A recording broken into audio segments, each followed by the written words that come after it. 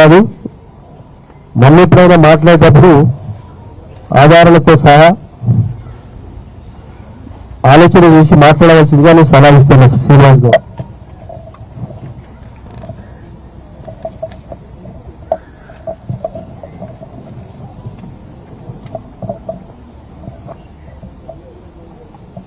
నేను మా విషయానికి వస్తే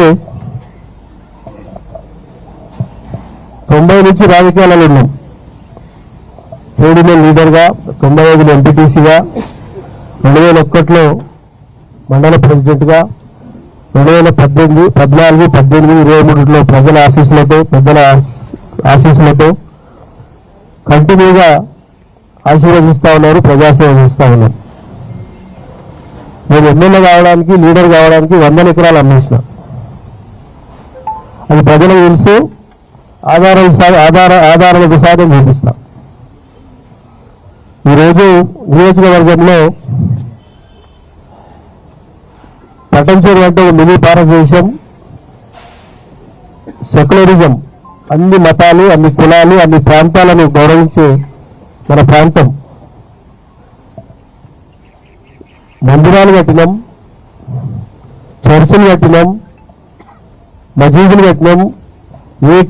ఏ క్యాస్ట్కి సంబంధించిన వారికి కోరిక మేరకు వాళ్ళ మతాన్ని గౌరవిస్తూ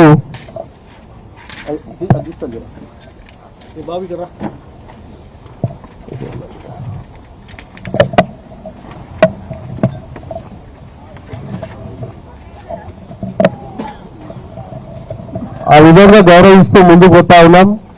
ఆ భగవంతుడి దయతోటి, ప్రజల ఆశీస్సులతోటి ముందుకు పోతా ఉన్నాం. తప్పకుండా వాళ్ళకి సర్వీస్ చేసే భాగ్యం భగవంతుడు కలిగించారు, ప్రజలు కలిగించారు.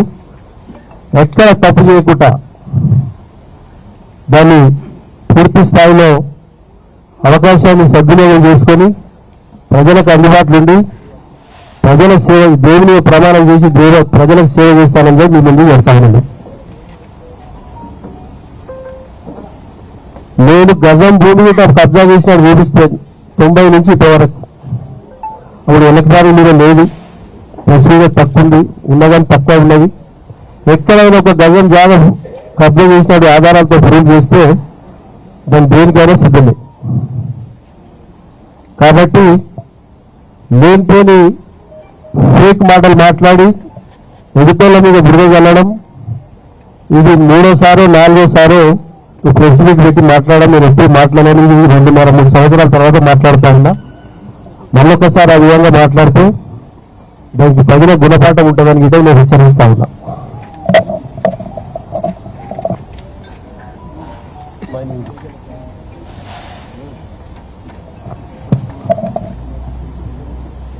ఇది నిన్న మైనింగ్ మీద మాట్లాడడం జరిగింది.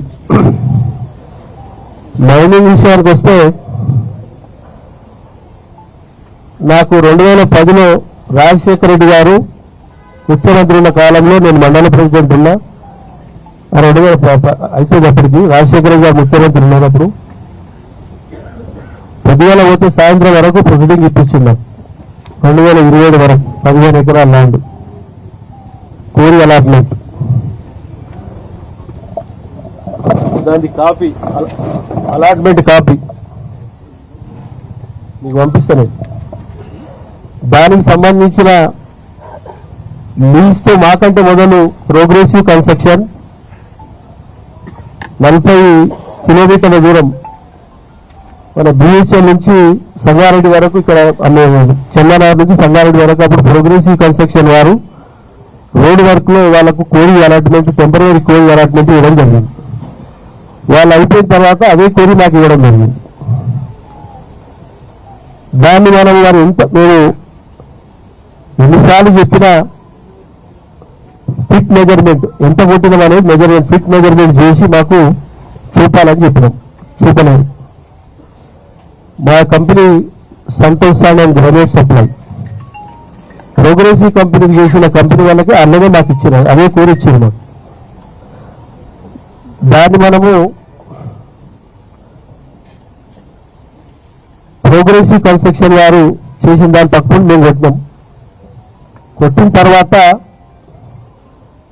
2010 అలాట్ అయితే 2015-16లో మేము దాన్ని వర్క్ చేసి 6 నెలలు మేము భర్తీ స్టార్ట్ చేయాలి. దాన్ని మనము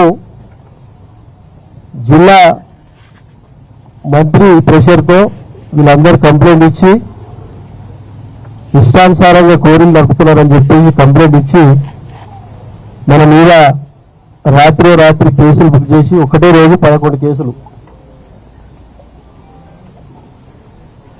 మైనింగ్ కేసులు, ఐటీ కేసులు, ఈడీ కేసులు, ఇరిగేషను, పొల్యూషను, అన్ని కేసులు మనకు పడ్డవి 30 కోట్ల రూపాయల పెనాల్టీ, 10 times 300 కోట్ల ఎక్స్ట్రా వేసారు. అది రాష్ట్రం మొత్తంలో 500 మందికి ఇట్లా పెనాల్టీ వేశారు. 500 మంది అలా మంత్రులు ఉన్నారు, ఎమ్మెల్యేలు ఉన్నారు, సామాన్యులు ఉన్నారు, బిజినెస్ మెన్లు ఉన్నారు, అందరూ ఉన్నారు. అందులో మనం ఒకరు. ఎవరిని అరెస్ట్ చేయకుండా ఎవరి పేరు మీద ఉన్నదో కోరి మసూదన్ రెడ్డి పేరు మీద ఉన్న కోరి మీద బట్టి జిల్లా యంత్రాంగాన్ని ప్రెషర్ చేసి రాత్రి అరెస్ట్ చేసి దాన్ని 30 రోజులు జైల్లో పెట్టడం జరిగింది. ఆ మాట మన అసెంబ్లీలో లేవనెత్తడం జరిగింది హరీష్ రావు గారు. దాన్ని ఎటువంటి ఎంక్వైరీ చేసినా అదే ఉంటుంది. దాన్ని మనము మైనింగ్ విషయానికి వస్తే కేసులు బుక్ అయిపోయినాయి. కేసులు బుక్ అయిన తర్వాత జైలుకు వచ్చిన తర్వాత ఆ విషయాన్ని మైనింగ్ ప్రిన్సిపల్ సెక్రటరీ కలవడం జరిగింది. కోర్టుకెళ్ళి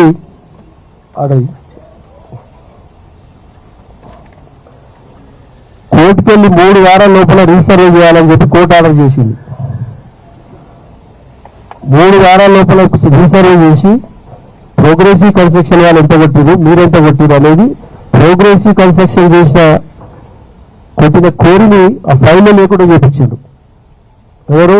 జిల్లా యంత్రాంగంతో జిల్లా మంత్రి. అది 4 మాటలు పోయినా రైట్ ఇన్ఫర్మేషన్ కింద పెట్టినా ఫైల్ దొరకలేదు. ఇప్పుడు మెదకు సంగారెడ్డి వచ్చింది. అప్పుడు ఎక్కడ ఫైల్ లేకు. ఆ ప్రోగ్రెసివ్ కన్స్ట్రక్షన్ అలాట్ చేసిన టెంపరీ అలాట్ చేసి ఎన్ని రోజులు కొట్టిరు, ఎంత కొట్టిరు అనే దాని మీద ఫైల్ లేదు. అది తీసేసి మాది మెజర్మెంట్ చేయమంటున్నాం. ఆ విషయం దాన్ని ప్రిన్సిపల్ సెక్రటరీ చాలాసార్లు కలిసినాం, జిల్లా అధికారులను కలిసినాం. కలిసిన తర్వాత దాని విషయంలో మీరు డబ్బులు కట్టండి ఫస్ట్, రాష్ట్రం మొత్తం ఒక జీవో తీసింది. 1 time సెటిల్మెంట్ అని 52 కోట్లకు సెటిల్మెంట్ చేసింది. మాకు 352 కోట్లకు సెటిల్మెంట్ చేసింది.